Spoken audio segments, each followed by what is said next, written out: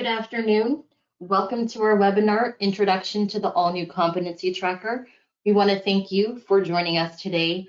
We are excited to share what the FISDAP team has been working on over the past few months. Just a few housekeeping items before we begin. One, this meeting is being recorded. The recording and slides will be sent to you by email, and we ask for you to post any questions in the Q&A box. Q&A is scheduled at the end of our webinar today, so we will answer your questions then. Our agenda today is as follows. First, I will start with introductions. Then I will share an overview on Competency Tracker. Next, we will provide a product walkthrough during the Competency Tracker Spotlight. And again, as I mentioned, at the end, we will have time for Q&A. So my name is Dana Duong. I am the Senior Product Manager for FISDAP. I am responsible for the All-New Competency Tracker, as well as the Current Skills Tracker and Scheduler. I am joined by Benjamin Tape. Anyone who has been involved with FISDAP knows Ben when he was in his support role. Ben is now in his new role as a product owner, where he helps execute the FISDAP roadmap. So in the next few slides, I will be covering our goals for developing Competency Tracker, the creation process we took to build Competency Tracker, and highlight what is new and available in the upcoming release of Competency Tracker. Over the last few years, we have been working on creating a better experience within FISDAP. We have taken this time to reimagine Skills Tracker and create and develop the all-new Competency Tracker. When developing Competency Tracker, we had these 4 goals in mind. 1, to meet competitive market standards and customer needs, specifically gaining and maintaining accreditation, including the new SMC report. FISDAP is heavily driven by the community, so that has been the priority when developing Competency Tracker. We want FISDAP to be the best it could possibly be to support you, our users. We also focused on modernizing the UI, which stands for user interface, as well as the UX, which is the user experience. And lastly, we wanted to improve the usability, functionality, and overall performance. As mentioned before, our creation process to build Competency Tracker was heavily and primarily driven by the FISDAP community. So a lot of the feedback and recommendations that we received came from the community. We engaged our FISDAP advisory board. We conducted user interviews and customer surveys. We also looked at historical technical support data. The data that we identified looked at repeated issues and common challenges that was being frequently raised by our users, and we wanted to make sure that they got addressed when we were creating the all-new Competency Tracker. We also spoke with subject matter experts for industry knowledge and education. So I want to take this time to highlight the new features available in the upcoming release of Competency Tracker. I do want to mention that this is the first of many releases that will take place, meaning there's going to be ongoing development work made to the product after the initial launch takes place. So first, we have the Student Minimum Competency SMC Recommendations Report. We know the new SMC report addresses new accrediting requirements set by COE. We know that programs can be early adopters, so it was a priority to have the report implemented for programs who are interested in adopting it before the mandate of January 1st, 2023. New skills have been added to accommodate the new report, along with the new goal set template. Competency Tracker supports student success with customizable goals and ready-made templates. This gives the ability for instructors to create customized goal sets for specific students in their cohort. We have streamlined the data entry process for students. We wanted to free up the student to focus on the skill itself versus spending additional time on data entry in the classroom. For example, we understand that students might have to perform a single skill multiple times to meet program requirements. So now there is now a new ability to duplicate a skill entry, making it easier for the student to record and track their skill sets. There is now one overall skills list. We have combined the lab practice skills and quick skills into one skills list. It is now a consolidated list of skills to help streamline the skills entry process and making logging skills easier for students. On the same theme of saving students time, we will have an all-new speech-to-text dictation feature that will be useful for students on the go who are using their mobile device. We have improved the search functionality as well. The search index now supports search terms based on terms that have similar construction. The technical term for that is a free-form search, so students can easily find the correct terms they need and it can save time. Competency Tracker works with Scheduler, so there will be no major impact to your current workflow. Students and instructors can select images, videos, and other files to attach to items, which we know as skills in Skills Tracker. In Skills Tracker, attachments were limited to patient care records, so now students and instructors can attach those to items. The Skills Finder report and the Student Progress report, which has been renamed from the Graduation Requirements report, is also available in the Competency Tracker release. Ben will be providing a product walkthrough shortly, where he's going to highlight a lot of these features for you to see. In terms of access, Competency Tracker is going to be released in mid-August. It is available for use immediately. In order to gain access, you could do one of the following. You can reach out to your sales rep for assistance, or you can complete and submit the Competency Tracker request form. Competency Tracker must be enabled by a FISDAP staff member. And once Competency Tracker has been turned on for your program, an email notification will be sent to you.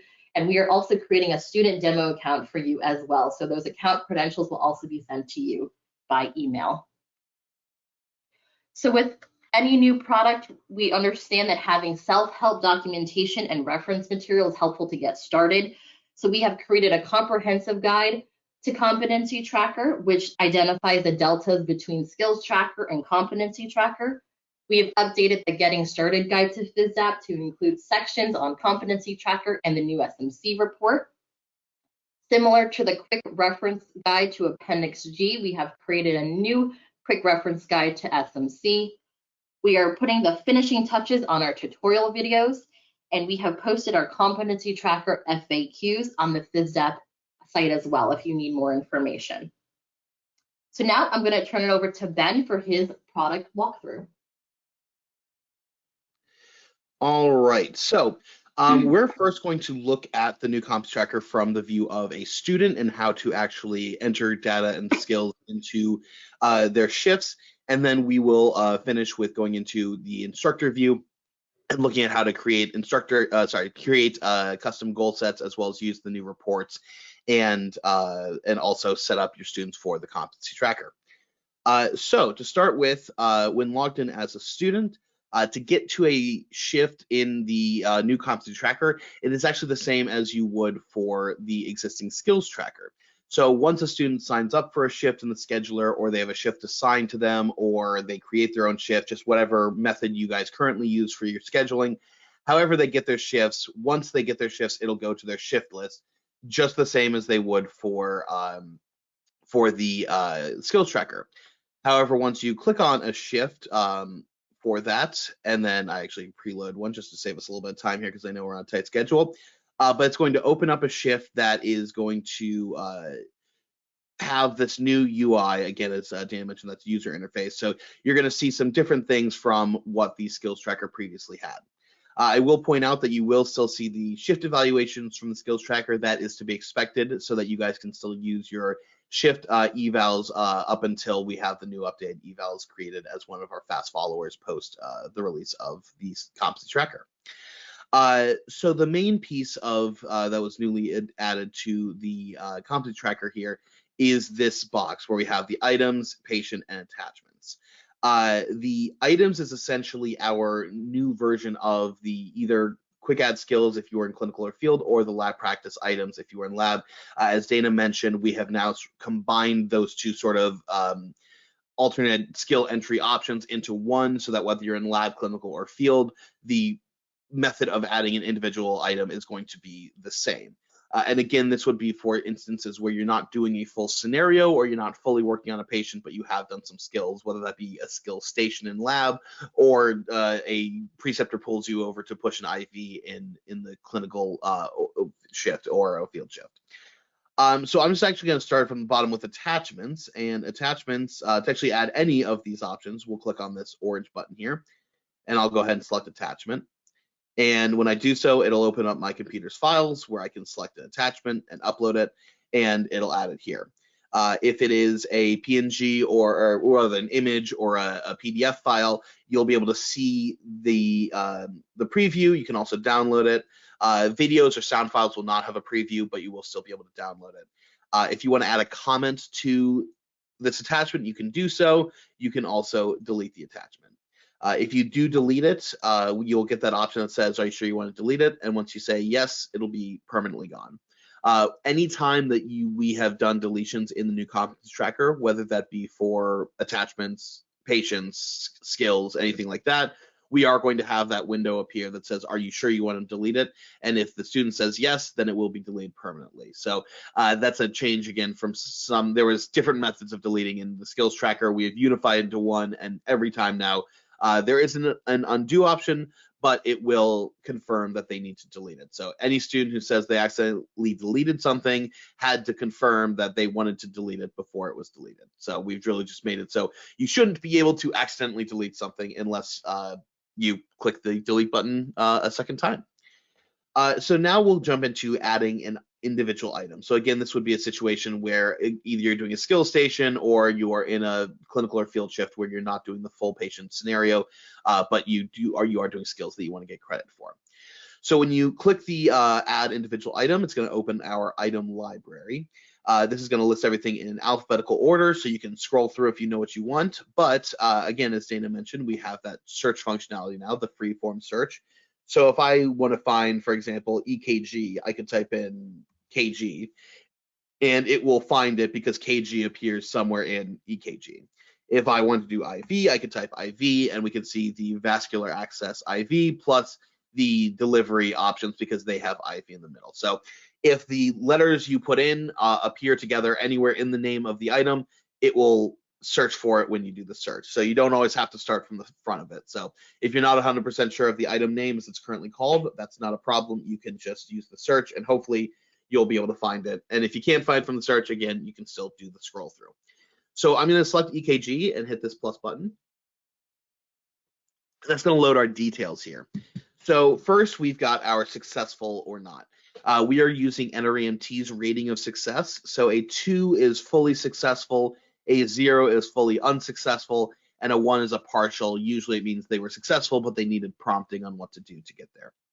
As far as most of our reporting goes, it will usually be looking at successful, but you will, with the custom goal setting, actually be able to determine what you want the success to be if you want to have partial account as well. But typically speaking, by default, 2 will be what we're looking for success. Then we scroll down to the perform by. I am logged in as a student named Ben Test, so it is defaulting to my name as the perform by. We can also indicate an observe by, so I can select Liam here as an example to observe it. With the custom goal setting, again, typically perform by is going to be what we're looking for, but you can actually set goals to be either any goal, so whether they observed or performed, they will get credit, or you can even set up observed goals. So if you want to make sure that the students witness a certain skill 5 times before they actually do it, you can set an observed goal if you would like to.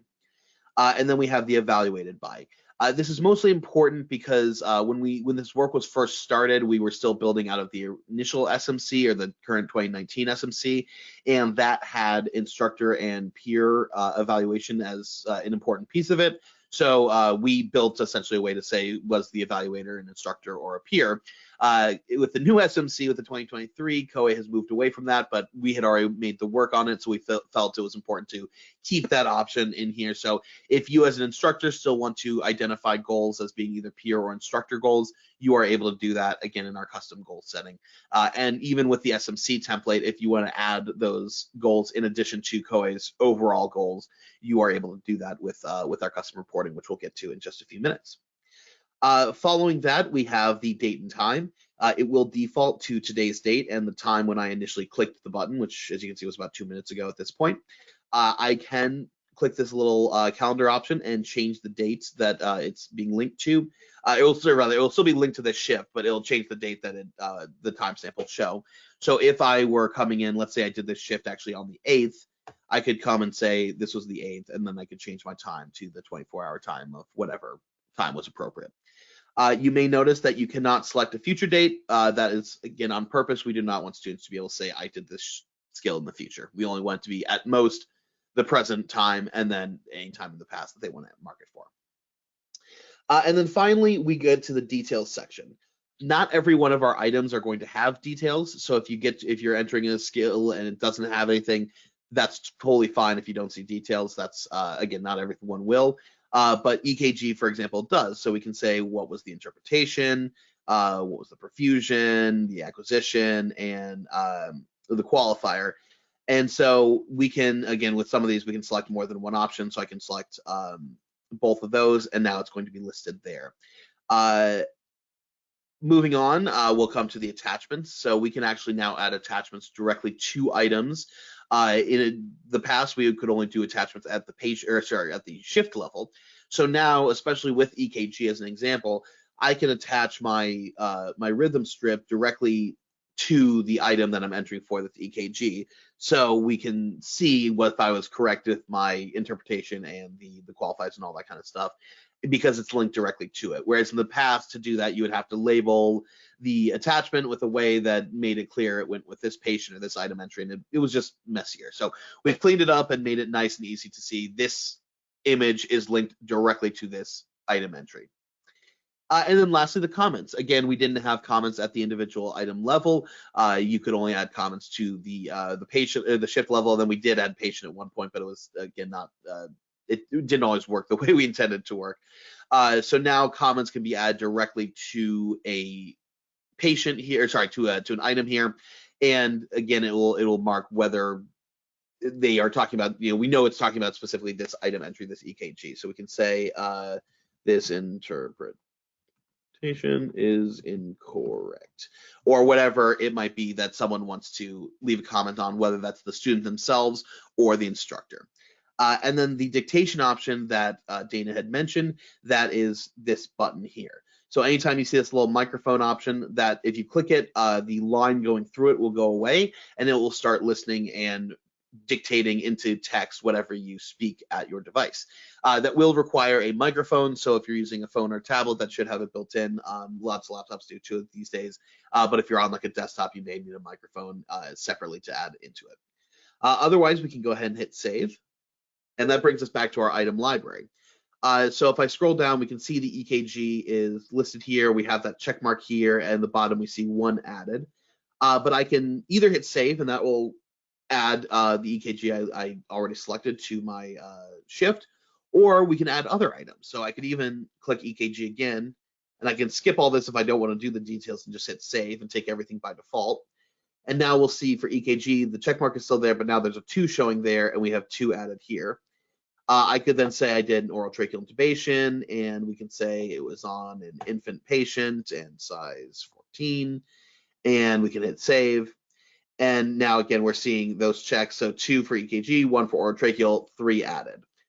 So I can hit save now. And again, you can hit save at any point and it'll add them. So you don't need to do your whole list of skills, but it's a way that if a student is doing the same skill over and over again, they don't need to keep hitting save and having it load and then going back in doing it. They can sort of stay in that item library and keep adding them as needed. So as we can see, our options show up here. We're seeing kind of an add a brief of the timestamp for them, if they were successful or not. If we need to make a change, I can click on the pencil icon. That'll just bring our window back open. I can say we're unsuccessful, and that'll change our success to unsuccess.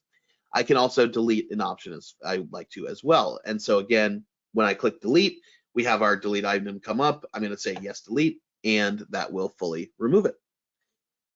Next, we're going to move on to adding a patient. So again, click the plus button, select add a patient. And then when we get to the patient here, we're going to see it'll be a lot of the same information that we had in the skills tracker, but also some expanded pieces so that the students can actually have everything they need to. The first thing we're going to notice is the assessment type at the top. So the practice or competency, also known as formative or summative assessment. This is something that we had in lab shifts in Skills Tracker. However, this is now in clinical and field as well because COE has expanded these formative and summative options to all shift types. So we have followed suit so that we can make sure that you guys are able to track the new SMC exactly as COE is looking for it. So if you need to, it'll default to formative. If you need to say summative, you can select the summative option and that will continue onward. Next, moving on, we get to the team section. So it will have, again, I'm logged in as Ben Test. It'll have me as the team leader with success defaulted. If that needs to change, if I'm a team member or it was not successful, we can come here and I can select that and make those changes. Previously, we sort of indicated that all team leads were successful, and that kind of got people what they needed for COE, but it was not really as accurate. We didn't have a way to say if someone was an unsuccessful team lead, so it sort of gave a false image of what the actual status was. Now, by being able to say unsuccessful, we can properly give credit for team lead or team member with their successfulness or not. I can also add other team members. And so we can see other students from the cohort. So I can add Charlie and Liam here. We can change them to be team member or team leader. We can change their success rate as well. And then we have who's evaluating their success as a team leader or team member. Coming down to the assessment, patient interview and exam, we have the performed by, but we also have now observed by for the interview and exam. Interview and exam. If I select the performed by, we'll see the other students that I added to the team, but no one else from the cohort. So it's another reason it's important to add your team properly because it'll limit who you see down to just your team. But if we say for observed by, we can say Charlie and Liam both observed it. You'll notice Ben is grayed out, and that is because you can't get performed and observed by credit for the same item. So you can't get observed by and performed for the interview, same for the exam.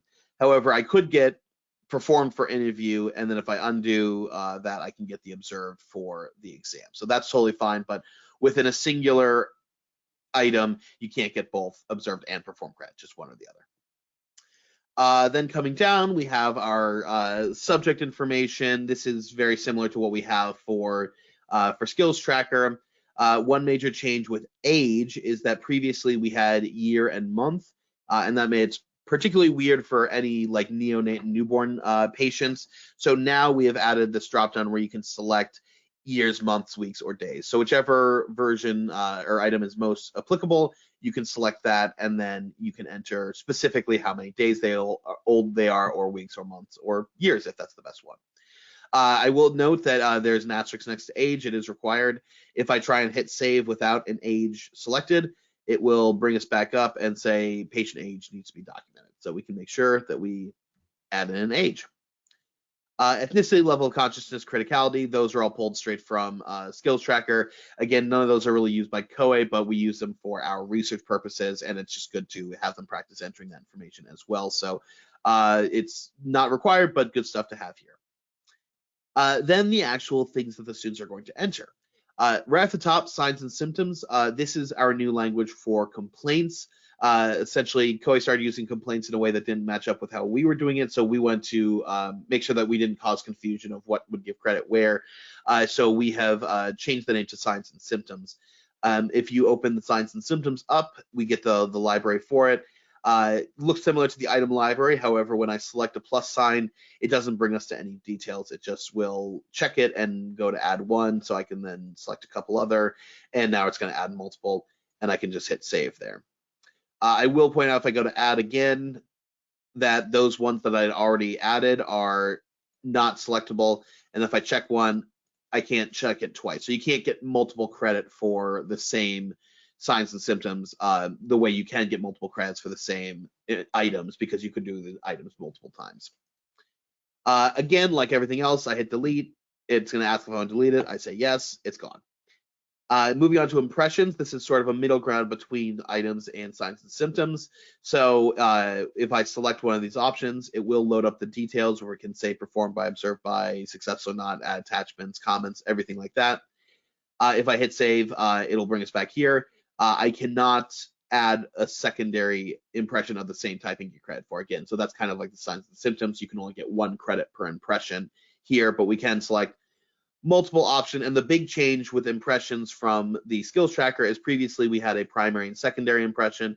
Now we can add as many impressions as are applicable to the patient, as we can see them here. And again, we can edit them by clicking the pencil icon. We can delete them by clicking the delete. And then coming back to our individual items, we have the item library listed here. But one thing you may note is that at the top, there's this recent option.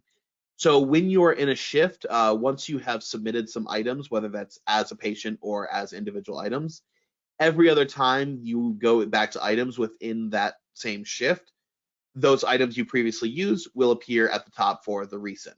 So if you are doing, say, a skills station and you're going to be doing oral tracheal intubations a ton, it'll just save you some time by keeping them at the recent at the top. So you don't have to keep searching for them or you don't have to keep scrolling for them. But otherwise, this will be very similar to what we saw as the individual items. Now it's linked to a patient. So that's really the only difference, is it's linked directly to the patient. Then we come to the narrative box. At the moment, it's a singular box, but we do have these formatting options for bolding, italicizing, underlining. You can even add tables and things like that. So we will be, after the initial release, one of the fast followers will be an update to the narrative to allow for the custom narrative, similar to what we have in the skills tracker. So you can add multiple boxes, you can change the label on them. But for the time being, with the formatting that we have, if someone wants to do SOAP, for example, they could do something like kind of just recreate it and then under each one unbold it and then, oh, I messed that up. Pardon my typing. So they can type it in and you can see how you can sort of recreate it without fully having it. So again, we know that we're going to want to have that functionality that we have in Skills Tracker of being able to fully customize the narrative, but that will be coming soon after the initial release. Also, dictation options. So even with the narrative, these students can speak at their phone or their device and have it translate into the narrative here. And lastly, the dispatch and transportation. These are, again, used for lab and field shifts. They can be ignored if they're not needed, but if the student is indicating how they got to the scene and how they left the scene, they can do so with the drop downs. The options here are the same options that were in Skills Tracker. They just visually appear slightly different. And so once we're finished, we can hit save. And it's going to let us know that the patient was saved correctly and that was created successfully. And then it's going to bring us back to our shift where we will now see our patient listed as well as sort of an at a glance piece here. So we can see the 3 signs and symptoms, 3 impressions, 2 items. I did put a narrative in, so it didn't mention anything, but if you leave the narrative blank, it will say narrative pending here. Now, it won't stop anyone from doing anything. The narrative is not required, but it's a way to at a glance see if you forgot to add your narrative. You can do so here. And then the shift evaluations at the bottom, again, that's going to act exactly how the shift evaluations act currently. So you can just select which one you would need and hit go. It will use the same shift evaluations as your skills tracker one. So if you want to have a change made to that, and if you're not familiar that we can change the shift evaluations available at the clinical field and lab shift level. So you can just contact support to speak to support about changing your shift evaluations if you would like to. And that's true for both Skills Tracker and for the new Competency Tracker. And lastly, as a student, if I'm finished, I can just come up and hit lock shift, and this will work the same way that locked currently does.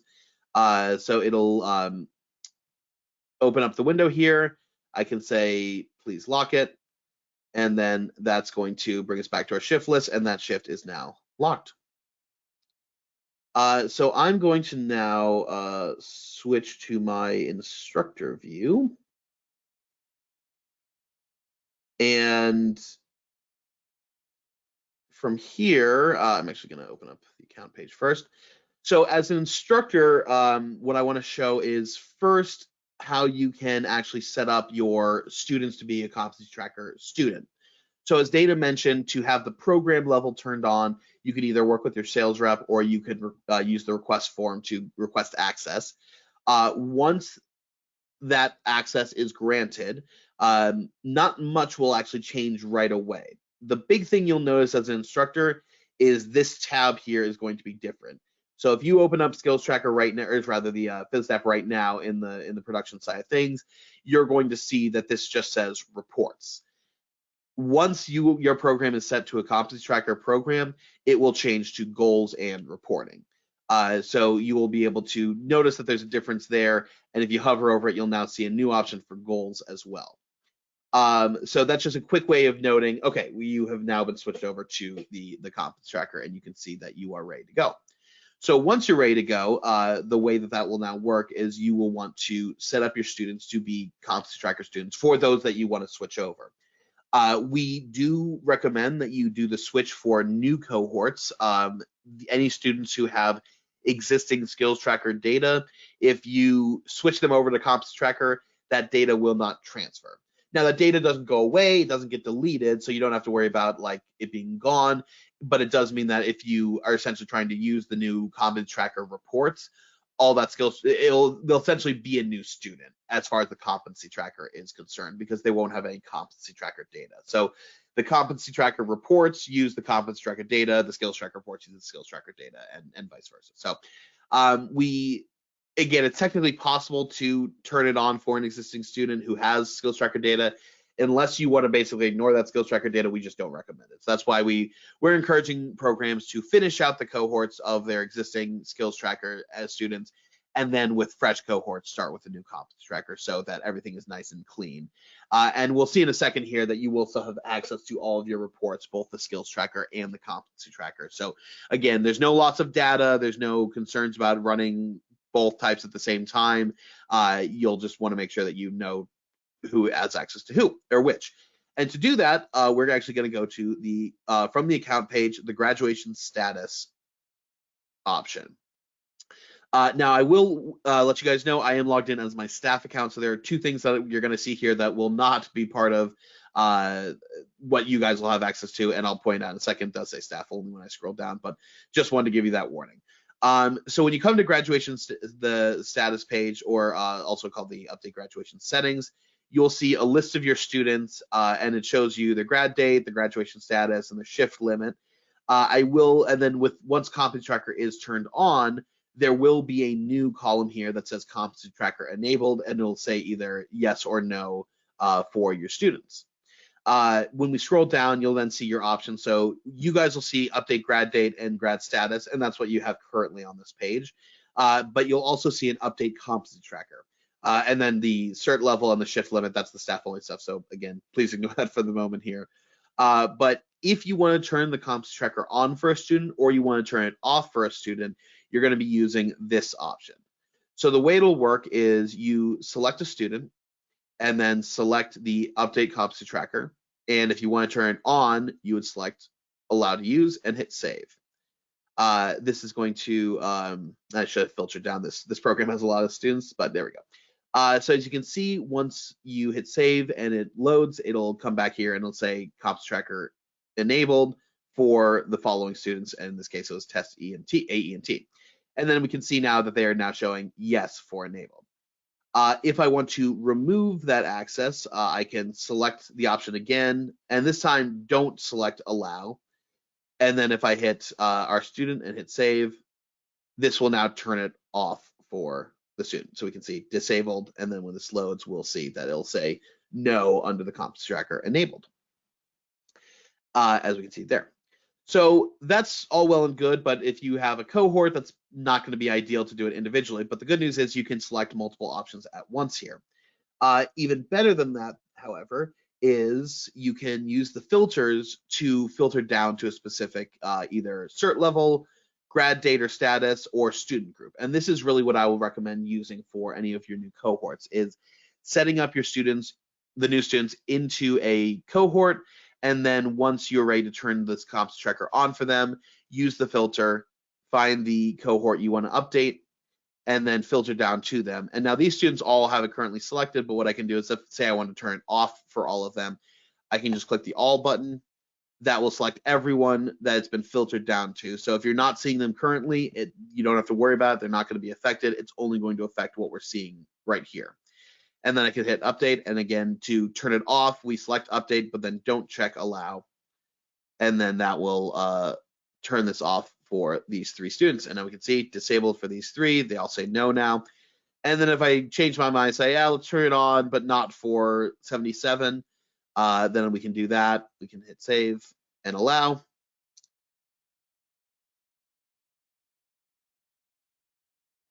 And then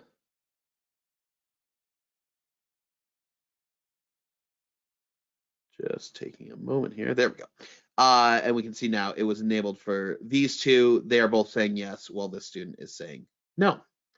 So that is how to turn it on and turn it off for the students at the student level. So again, you'll put the request in either with your sales rep or through the form. That will turn it on at the program level. You'll know it's on for the program level. 1, we will contact you to say, hey, you're all set, but also you'll see that the goals and reporting tab will now be visible.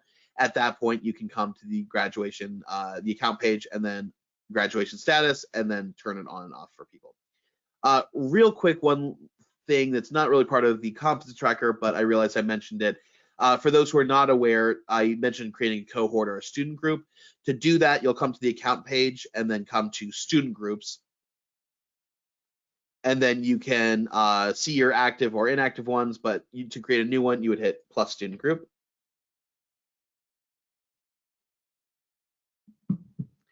And then it will load a option to add students directly to this student group, give it a name, give it an active time. And if you want to assign instructors as well, you can do that here if you want to link an instructor to it. I do also recommend, if you are going to use the student group feature and you are going to use instructors, this is a really handy feature. You can set it so only emails about the student group go to the selected instructors. So you don't have to email the entire instructor group about all these students if you want to limit it to just the specific instructors. So once you have the group created, then you'll be able to find it anytime you go to one of those student filter options, and then you can filter down to it, and then again, turn the competency tracker on for that whole group all at once instead of having to do them individually. So that is turning it on for students. Now what I'd like to do is talk about the goals. So to get to the goals page, you would just hover over goals and reporting and select goals. And when you do come here, you're going to see a few different things. First, we have our built-in templates. Right now, we've got the paramedic goal set template and the new SMC template. The paramedic goal set template is essentially built out of the SMC template. It is effectively tables 1 through 3 of the new SMC. And then we will be updating a EMT and AEMT template as well, just to so you guys have a starting point for that. But you will also be able to create goal sets either from the ground up, or you can also duplicate one of these templates and edit it from there to be what you need it to be. However, with the new SMC template, this is a fairly locked down template. The reason for that is that to run with the SMC report, we just didn't want people to be able to remove items or remove patient requirements or things like that. Basically, we just want everything to be locked down so it worked exactly how COA is looking to do it. However, the big change you can make with it is setting your numbers. So when you come into the template, if you want to then set your numbers, what you can do is scroll to the right and find the duplicate template option. Once you're here, you can give it a new name. So we can say SMC custom. And then it'll default to the paramedic level, which for the SMC is what we want. So we'll go ahead and hit save. And that's going to bring us into our SMC custom template. So we can flip between the tables. These are what we call, in this new goal setting option, these are sub goal sets. So we basically break down the different tables into sub goal sets. so you can easily filter down to them. You can even filter further by opening the filters bar and saying, all right, I only want to look at item goals, or I only want to look at formative goals, or I only want to look at goals that look at lab. Whatever you want it to be, you can change those and apply. And obviously, I set up a filter that doesn't work. And so if that's the problem, you can either remove them individually. Yep, there we go. So formative was the problem. Oh, right, because we're in the EMT table, and that is only looking at items, not patients. So that is why that was doing it. Or I can click clear filters, and so you can do whatever you need to do. But if we scroll over, all of the goals will have this little 3-dot icon.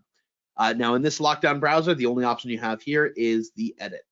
And when you click edit, a lot of this stuff is grayed out. You can't click into the, change the location or the activity type, but you can change the repetitions. And as I mentioned, you can also add your own peer and instructor goals if you'd like to.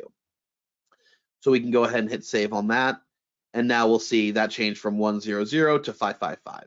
So in this case, because we have an overall goal of 5 for COA and then 5 instructor and 5 peer, technically to fully meet this goal, they would need to do at least 10, with 5 being peer and 5 being instructor.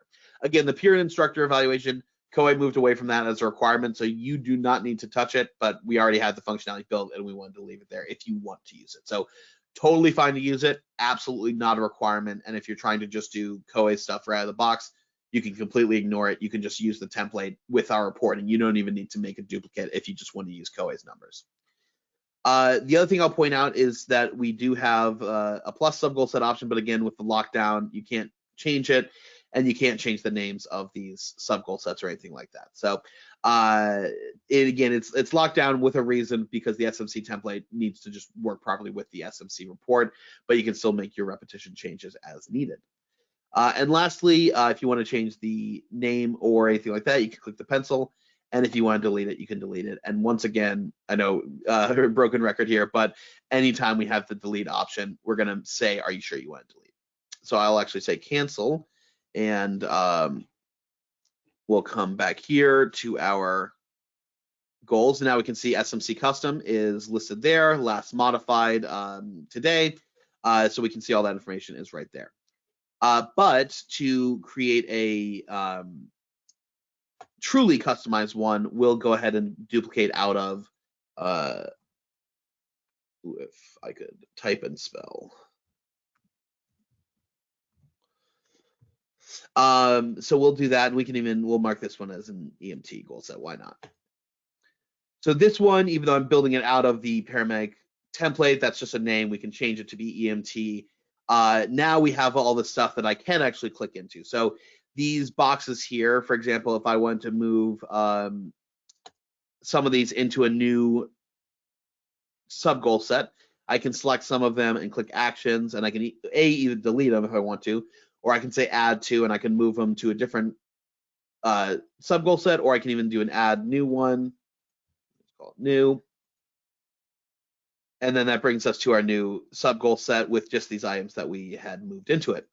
I can rename the sub goal set. I can delete the sub goal set, whatever we want to do. And then if I come to the side here, I can either add an item or a patient goal, or I can click the 3 dots. And now instead of just edit, we also have duplicate or delete. So we can add a second one, we can remove it, or if I hit edit, now I can actually change the location and performed or the activity options. So I can say it has to be lab or clinical, or I can click field as well. And if you select all 3, it just defaults to any locations.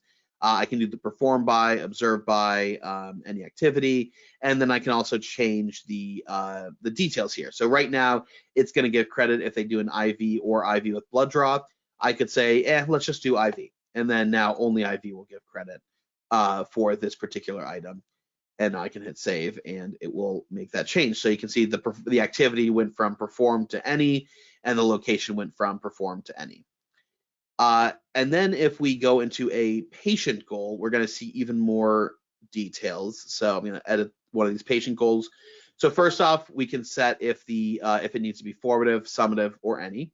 We can determine if the student needs to do the interview, if they need to do the exam, if it needs to be part of their capstone. We can then again set the repetitions, the peer and instructor. We can say if they need to be team leader, team member, or any. We can set a specific subject type. We can even say it has to be specifically human live versus human any. We can say our location type. And then we have age ranges. So we can say any age is what's currently marked 2, but we could say has to be between 10 and 25 years old. We could say equal to exactly 55. We could say greater than equal to, greater than, less than equal to, less than. So pretty much any type of age requirement you might want to put in for one of these goals. With these 3 options, you should be able to do so, even if it's just selecting any age as the requirement. And then finally, that's all sort of the patient parameters. But here's where we get into actually what does the student have to do to get credit for this patient. So currently, the smoke inhalation impression is what's listed here. But if I added, let's say, let me type respiratory breathing / distress, and we can say any activity, that's fine. Now, as long as they have either the smoke inhalation or respiratory, they'll get credit. And the reason it can be either is because we have match any selected. So it's one or the other, or both for that matter, to get credit for this patient goal with these 2 impressions. However, if I say match all for my goal, then they need to do both of these requirements. They have to have both the smoke inhalation and the respiratory / breathing problem / distress impression.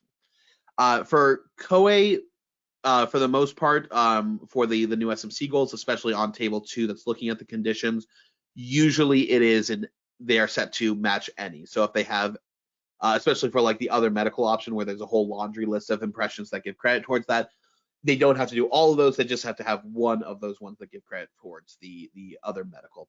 And again, Dana mentioned the mapping document, so we'll have that so you guys can know exactly what that list is. We have tried to be as specific to COA's language as possible where we can, but especially in table 2, they have multiple of the goals where they allow for different impression options. So we've done the same thing to align with it. So I can hit save when we're finished here, and then that will make this change to our table. And all changes are made at the individual goal level, so the save happens there. So once we're on this page, everything should be all set, and we shouldn't need to worry about anything being changed unless we make the change, and then again hit save. So with that, one last thing, because we are running out of time, and potentially if we have time for questions, it would be good to do. What I'm going to do is then head to the reports. So when you hover over the goals and reporting and select reports, it'll bring you to this page, which for the most part, again, is going to look very similar to the reports page in Skills Tracker. Difference is now we have this option at the top for the Competency Tracker reports. So if you wanted to run Skills Tracker reports, you could just keep doing so from that page. But if you want to do a Competency Tracker report, you will come here and you'll select from our reports dropdown, or you can also see your recently run reports as well if you want to see any that have been done recently. So if I open our report dropdown, we've got our skills finder. This is going to act very similarly to the skills finder in the skills tracker. However, now it'll be looking at competency tracker data instead of the skills tracker. So you select your skills type, your patient type that you want to pull from, locations, and then your students, or either you want specific ones or all the students in the group, and then if you want the detail or summary, and then a date range as well. And then the SMC, this you will select a goal set. So I mentioned the SMC template is the one listed by default that you can just use straight out of the box. That is COA's number. So if we wanted to use COA, we can just select that. I can also select my SMC custom, which we just made, or any of the other SMC templates that we have made out of that template. I will have the option of doing the summary tracking view or the detailed tables 1 through 5. Both of them will provide the Excel file based on how COA has put it out, but the summary tracking will just be the summary tracking tab. The detailed tables 1 through 5 will be tables 1 through 5. Summary tracking will allow you to run for multiple students, so you can run your whole cohort at once. Again, it'll put them all in as COA is looking to see. And then lastly, if you do the detailed tables 1 through 5, it'll just be one student at the moment, although that change will be coming to allow for multiple students. You can select a date range if you'd like to. And then lastly, you set whatever the capstone date was for the student you're running it. And then that will give you the information that you will need. So when you hit done, I didn't select a student, right. it'll bring you to the sort of parameters page where it's going to just kind of give you a summary of what you selected. So your goal set, what view type you wanted, your students, date range, and capstone date. And if all that looks good, you can go ahead and hit download report. And it'll just take a second and download an Excel file. If you need to make a change, you could do that by clicking the button here. But I'll go ahead and open this Excel. And first, it's going to bring us to just on the summary tracking, it brings you to a details tab first. So it'll have what report you ran, what your goal set was, essentially, again, all the parameters we just set, but it'll be listed out here. And then I can just click over into summary tracking. And then we see that, again, it's exactly what COA has put out. We have their recommended numbers, the program's numbers that were selected, and that's based on the template that you selected, or the goal set you selected. And then we see our student name listed with how they're doing towards their goals. Test account is doing poorly. They have not done anything, but we can see everything that they're looking for from COA is here, including the competencies not met, and the color coding would switch to green as they meet their goals, assuming they do meet their goals. And with that, that is, I know, a lot of information, and we covered a lot of stuff, but it looks like we do have just a few minutes left. If we want to throw out to any questions, if Becky or Dana wants to grab any questions and see what we can do.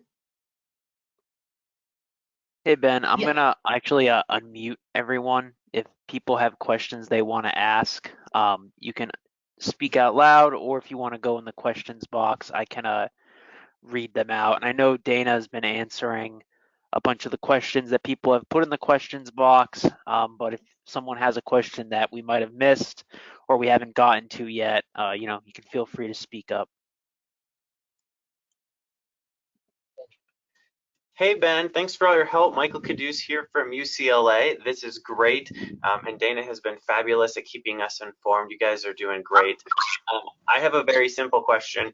When you began talking about skills, was that how we would add a quick skill, or is there a different way? We do a ton of quick skills on the EMT side, and I'm just wondering how that's going to look in the new competency tracker.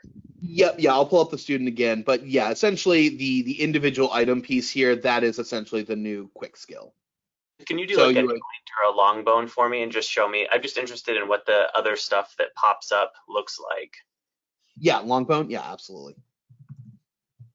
So using the search, I can just search for long, it finds it, so then we can just see that pops up. So a lot of the same thing, and so long bone, for example, doesn't have any of the details. It's just essentially, did they do it? Were they successful?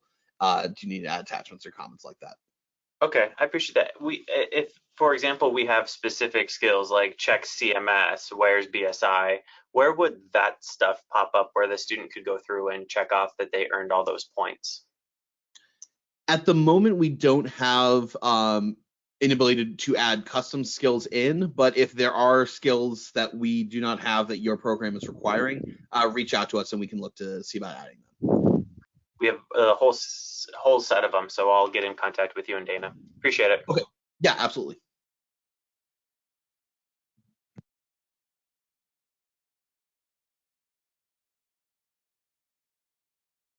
Ben, I know some people have asked about this, and Dana, and I don't know if you've gotten to this one yet, but I'm just going to read out Jeffrey Bonavita's question here because I think it's applicable to everyone. He asks, when this goes live, will it automatically update our FISDAP accounts, or do we need to do something special to upgrade to the new tracker and reports? I know I will need to individually upgrade my students, but as far as my program accounts, Yep, absolutely. So yeah, that very first step to just get it turned on at the program level, so you will start to see like the goals and reporting tab, and then you'll have the options in the grad settings that you need to make the change for. That is going to require reaching out to FISDAP directly. So there's two best ways of doing it. One is if you talk to your sales rep, they can facilitate getting it turned on.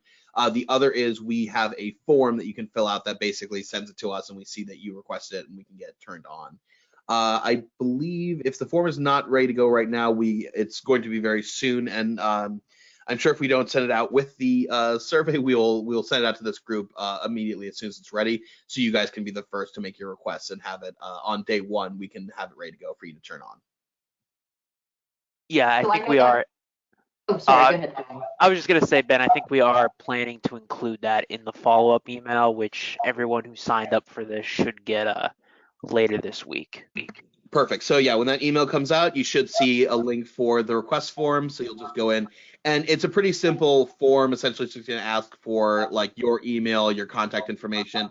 It will ask for your program ID, and then for those who are not aware where to find that, if you go to the account page and then program info, you'll see it listed at the top of program info. I believe the form also has a video showing how to access it, and here's that program ID. So if you're not sure where to find it, again, just come to account page and then program info, and program ID will be listed right there. Hey, Ben. Hey, I got a question. So you said this should go live mid-August. Do you know the exact date? I can answer this one. So we do not have an exact date at this time. Our team is in the finishing stages of performance testing. So we do not have an exact date right now, but it is mid-August. So it is relatively soon. Thank you. Ben? Yes. And this is Gary Hyde. Couple questions. First one, you plugged in a cap date on that little example you read. Is that the date the capstone experience is finished? Is that a start date? Is there, because I think the capstone is a range. Yes. So that's considered. Yeah, and I can pull that back up here. So this would be when the students start their capstone. Got it. Okay. Yeah, the idea is you mark that date, and then any team leads they do on or after that date will be considered a capstone team. Or if your custom goal set, a goal to require capstone, same idea. Right. So the other question I had is, we do a lot of simulation and scenario-based training, and one of the challenges is I've got this group of four students, whatever, acting as a team leader. Others are team members, and an instructor is trying to give credit to each of them, the skills. I might have missed, but I saw you had a spot pull where you can indicate who the team leader is, team members are, and you within that same view then give credit to skills that each of those people were doing in that interaction. So yes and no as of right now. We've kind of built the foundation for a feature that we don't have just yet, but essentially you're kind of on the right path. So as of right now, credit will only be given for performed if it's in your own shift. So again, we're in Ben Test shift here. So Ben Test is going to get the credit for these performed by elements. However, a major feature that we have planned for to get out before the end of this year is to have it be where essentially you can have a single scribe for the program for the data entry. So the idea being, and again, right now this will not be the case, but coming soon will be where I could say, all right, I didn't add a team. Let's add a team real fast. But essentially what we can say is, if we add Liam and Charlie back in, the way it will work once we get that feature created is I can say, all right, Ben is performed the interview and Liam observed it. And when we save it, it'll bring this same patient into Liam's shift and would give him the observed credit as well. So again, on day one launch, that will not be there, but we wanted to have kind of the pieces in place, as much as work we could get on it for the launch as we could. And then so it'll make our turning that sort of scribe functionality later down the line. It'll be simpler for us to do because we kind of have that groundation work there. But excuse me, foundation, not groundation. Yeah. That's from my perspective, that is a huge nature that's been lacking a long time. Because if I want instructors to give full credit to what everybody in that scenario did, they got to open multiple different student accounts or be handing back and forth most students' devices just to give each student credit their account. As opposed to when an instructor is logged in, they should be able to pull up any student that's involved, added skill. This person did the B, this person did the ECG, without it require a cumbersome process, which right now it is. So the sooner you can make that sort of functionality in there, better as far as I'm concerned. 100%. And yeah, we want it to be available as soon as possible. And I will, to be honest for a moment, there was a time where we were hoping it would be part of the MVP, and essentially we just it got determined that the work required was so much that we would have to make a lot of concessions elsewhere, and so we felt that while it's an awesome feature and we really want to have it, we want to do it right, and B, we wanted to have we sort of had to make the concession to have more feature parity by not having that new feature involved, at least at the initial launch. So please know, yeah, we are absolutely very much excited about that feature as well. We just it's going to take a little bit more time, unfortunately, to get out there, but it is definitely coming, and we know we certainly heard at a CreditCon as well that there was a lot of excitement for that functionality. So definitely our top priority in the for at least a big feature that we have coming down the line. Excellent. Hey, Ben, can you tell me whether we're going to need to add our clinical sites and all our preceptors over again, or whether they will transition over? Great question. Yeah, all of that's going to be transitioned over. So right now, all of this work has been with essentially the comps tracker specifically, which is sort of slotting in place of the skills tracker. So the schedule and all the shifts pieces and the preceptors, all that stuff is totally untouched. So if you want to use the same sites, you are able to do that. There'll be no transition with that. We will have in 2023 a new scheduler coming, and it's too early to say exactly how it'll function, but I can tell you that we are certainly going to want to have a migration for the new scheduler, because we don't want to have you guys all have to enter a bunch of new programs and things like that. But certainly for right now, with turning the comps tracker on, absolutely no change in your scheduler functionality. So all your shifts and sites will be there with their same department, same preceptors, all that kind of stuff. Hey Ben, I had a question. With the old tracker, can we use the new report? So even though if I don't transition my students over to the new competency tracking, can I run the new minimum competency report on the old data? So technically speaking, you could run the report for an old student. The issue is that the data pool that the new reports pull from are a different set of data from the skills tracker data and what the skills tracker reports pull from. So to literally answer your question, yes, you can do it. To more directly answer your question, it's going to load no. It'll basically say they haven't hit it. They've done no data entry, because that's what the new reports are looking for, is data entry in the new competency tracker. Hey Ben, I have a question for you. Is there a way to do a group run of SMC numerics instead of just one at a time per student? Yes. So the detailed tables 1 through 5, that will only allow one, at least at initial launch. Again, we're going to be updating that to be more to allow for more students later. It's just that with all the tables and all the columns, it's a huge can of worms. The summary tracking, I didn't show it well, but this one, yeah, you can select as many as you need. So the piece that you're going to actually submit to COE, that will definitely allow you to run for all your students. You don't need to run it one at a time. Excellent. Thank you. Absolutely. I know we're technically running over here. I'm happy to stay on a couple more minutes, though, if people have any additional questions, but I also don't want to keep anyone if they've got to run. So please feel free to. Yep. Hey, Ben, I just wanted to say quickly, too, I know a lot of questions have come in the questions box. We've been trying to answer them as they come in. If we don't get to your questions before we close out the webinar, we will follow up after. We do have a report we can pull that includes all questions that were entered in the box.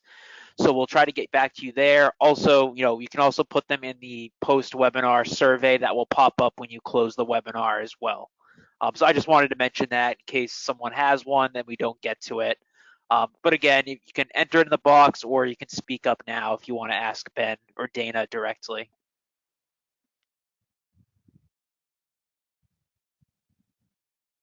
I have a question. You said these are going to come available. This is Laurie with Southwest, mid-August. Our classes start on the 22nd.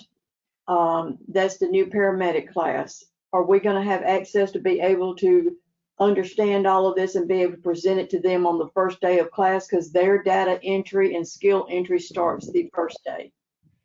Absolutely. So we will, we're going to make this recording available. So if you want to just like use this, you are welcome to do so. We are also going to have some videos and some like help videos that are geared directly towards students and how they actually enter their data and everything like that, also available at launch. So we should have anything you need. And if you need anything like supplemental from us too, you can also reach out. We can try and see if, even if it's not an official video or something like that, we can get you something that can certainly help with that. Okay, and one last question. I was watching all of that, so we can activate like for the paramedic because they're starting their year long in August 22nd.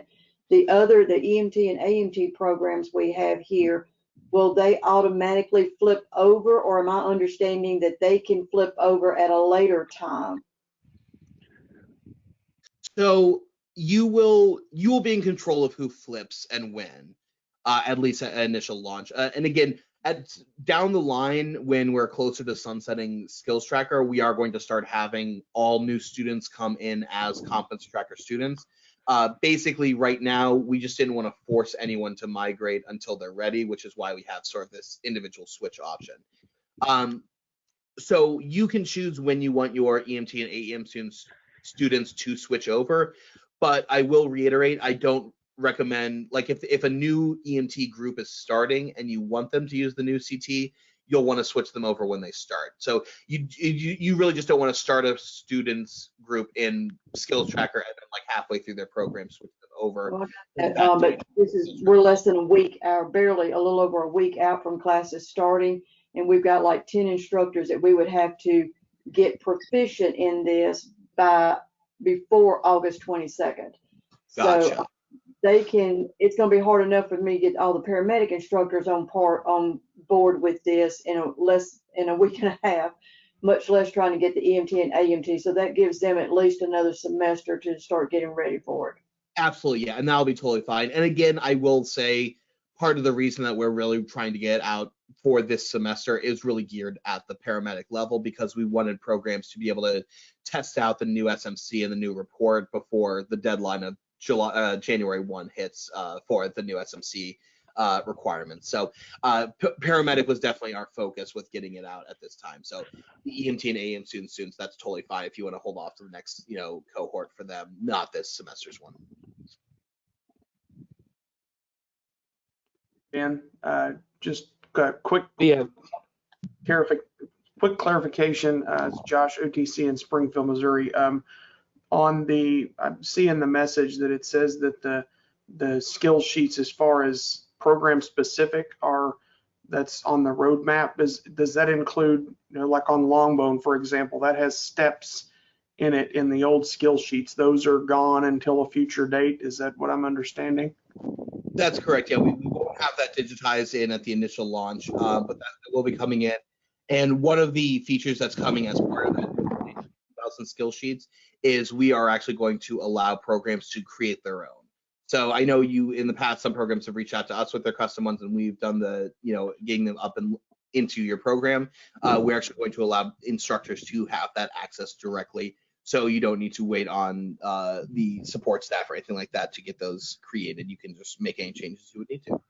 Thank you. Do you have any idea of a rough timeline for that? That's obviously important, I'm sure, for a lot of folks. Dana, I believe last we discussed it was in the 2022 year, but can you remind me if we've solidified that timeline at all? I believe it might be the end of 2022. Okay, thank you. So yeah, probably the end of the semester then is what we're looking at. Thank you. Absolutely. Hey, one last question. I understand that you said mid-August, but we start our paramedic program August 22nd. And if we have to enter those skills on the 22nd, so either we start with the new program or we go with the old one. So can you guys, give us a rough date? Can we, mid-August, is it going to be before the 22nd? That is what we're trying to aim for. Again, we understand and know that the cohorts are starting relatively soon, so we're trying to push for it so it does happen before the 20th or 22nd. Thank you so much.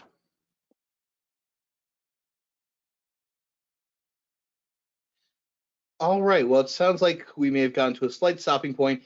As Ryan mentioned, we will be sending out that form for feedback, and they'll be able to ask questions there. You can also feel free to reach out to myself or Dana with direct questions as well. We are happy to help wherever we can. And again, we want to help you guys with making this transition as smooth as possible, just to make sure that you guys have everything you need. So thank you all for your time today. And again, reach out to us if you have questions. And again, the form to, or the request form will be coming with the information we send out later in the week. So if you want to put that request in right away so it'll be ready for day one, please feel free to do that. And then we'll be in contact when it is all live. Thank you. Thank you. Have a great day. Thanks, everybody.